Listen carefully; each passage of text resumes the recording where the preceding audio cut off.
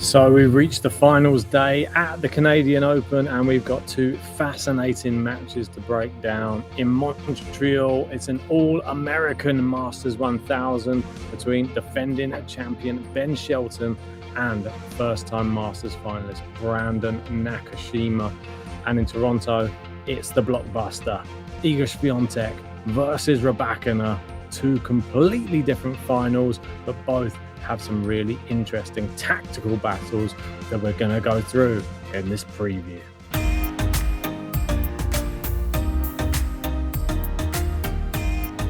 That's right, and if you haven't done so yet, give us a like and subscribe to the channel. Let's get stuck into the finals in Canada and find out what it's all about.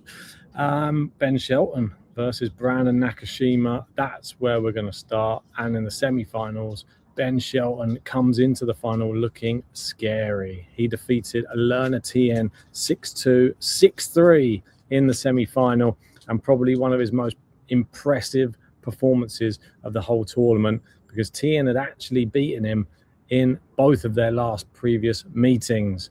And instead of going out there and trying to blast Tien off the court, he played much more controlled, which we're not used to seeing from Shelton. He saved all of the break points that he faced, and 81% of his first serve points were won.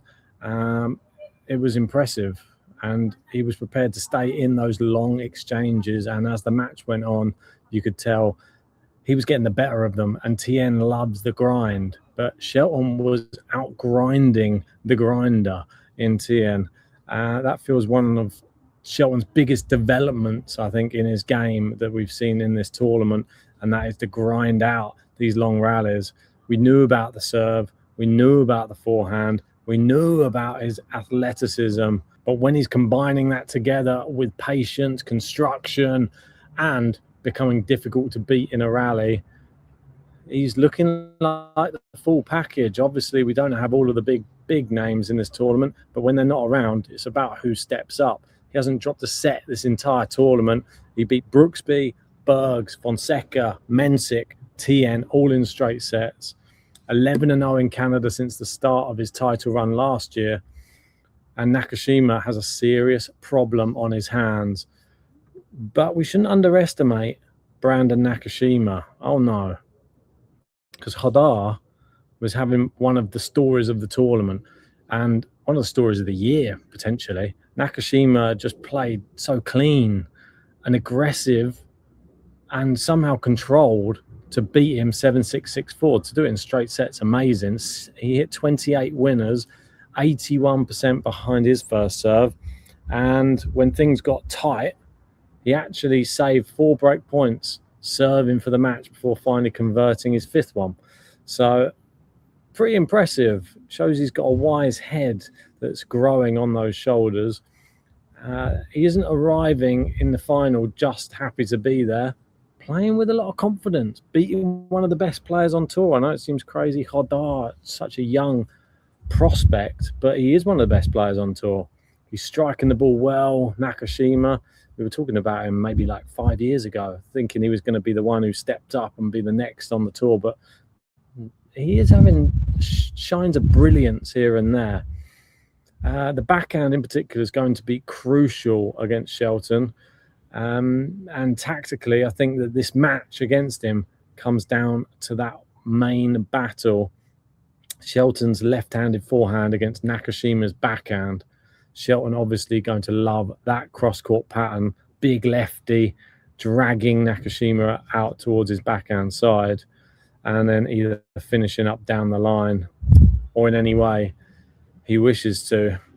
But Nakashima has one of the cleanest backhands on the tour. If he can absorb all the pressure from the forehand and give up the court position, and then Shelton doesn't feel like he's dominating the rallies, maybe he's going to start doubting himself. And Nakashima just needs to be brave, redirects the backhand down the line. He can't just sit in the cross-court exchanges. Eventually, all the weight of Shelton's shots will probably pay dividends, and Nakashima may wilt, like we saw with Learner Tien as well.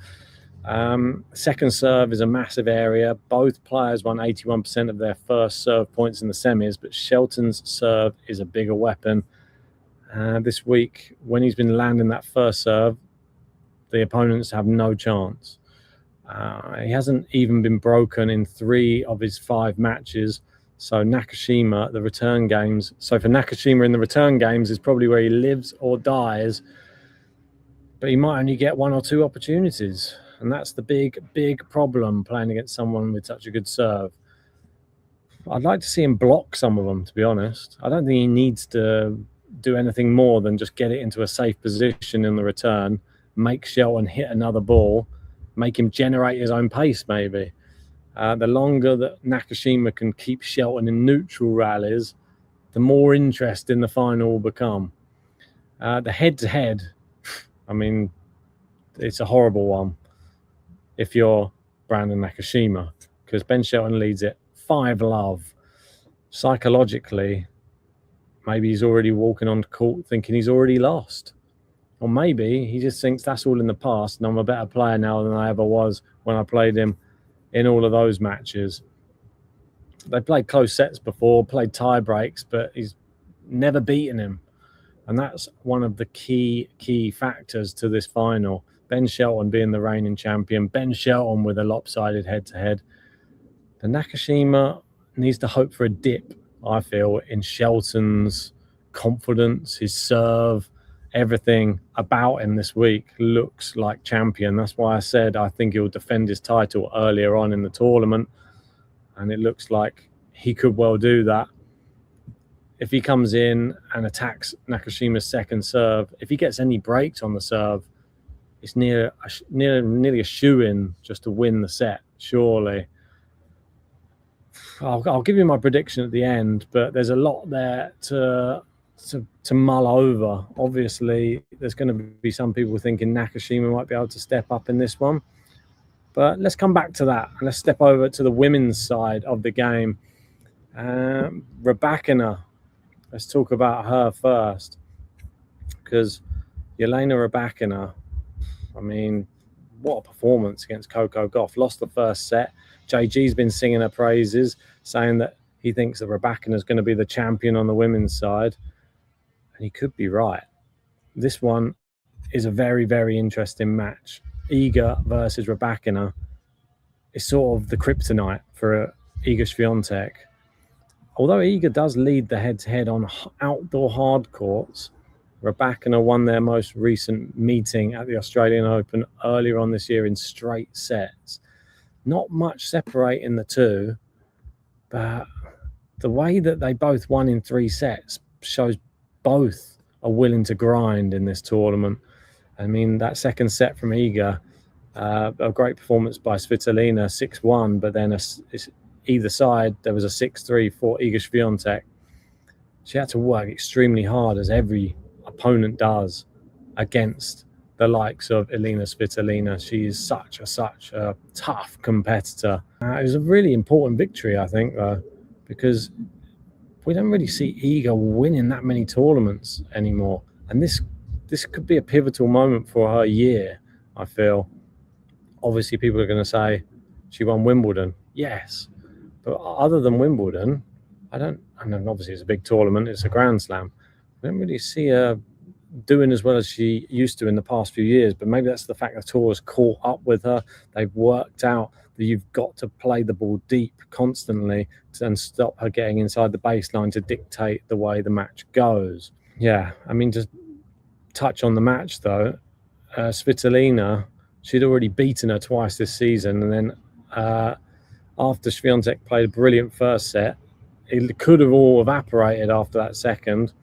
Svitolina taking control, but after finding herself a breakdown in the second set, instead of unraveling, she reset, took a bit of the Iala style approach, increased the pace and depth of her ground shots, and then started taking control again. 13 winners in the third set alone, and 14 across the opening 2 sets combined. It's a good sign.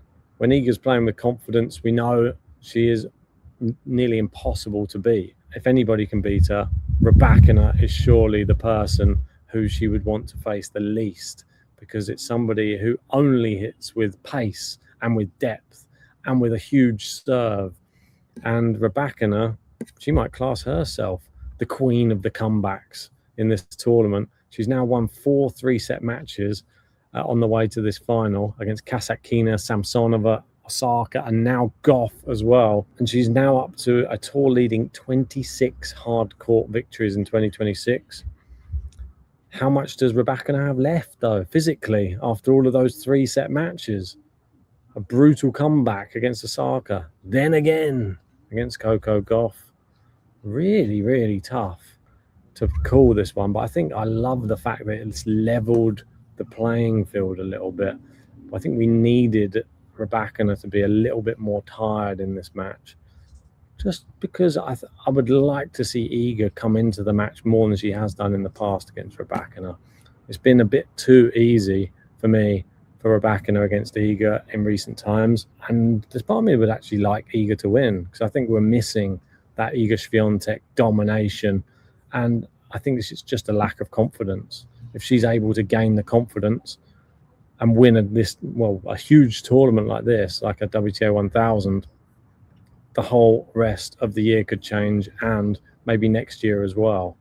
So if we look at their head-to-head, though, these two, 6-6 in the head-to-head is wild. Rybakina won the last 2 meetings. One of the best matchups in women's tennis. It definitely is. Iga, one of her least favourite matchups for sure, but she'll relish the opportunity, I'm sure.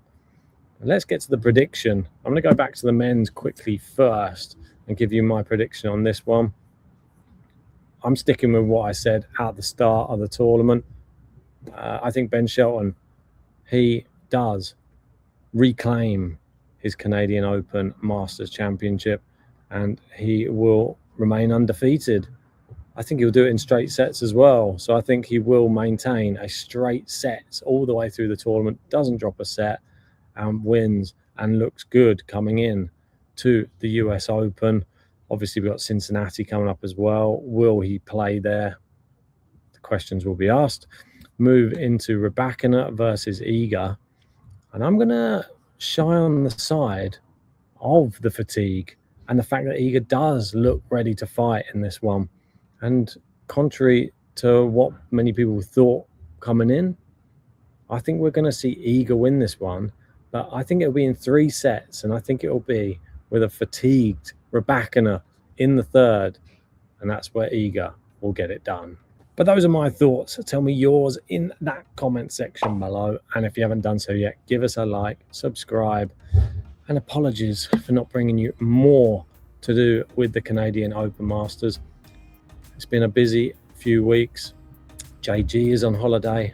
I'm planning for a wedding, which is coming up next week. Put your congratulations below. So the Cincinnati Masters may be difficult to cover as well. I will try my best. But that's it. I'll bring some reactions to how these finals go. And if you haven't done so, like, subscribe, and see you on the next one.